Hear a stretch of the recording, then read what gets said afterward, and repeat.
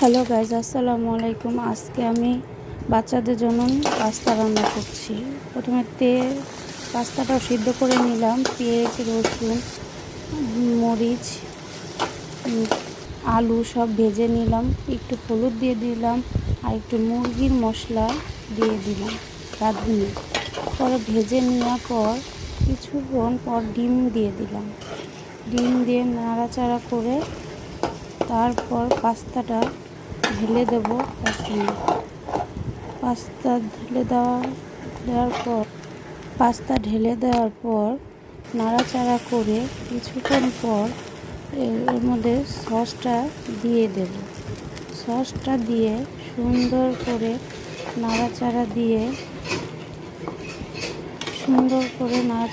ভেজে নেব। ভেজে নেওয়ার পর পরিবেশন করে বাচ্চাদের খেতে। আপনাদের যদি ভিডিওটা ভালো লেগে থাকে, লাইক, কমেন্ট, সাবস্ক্রাইব করে দেবেন। আশা করি ভালো থাকবেন। আলহামদুলিল্লাহ।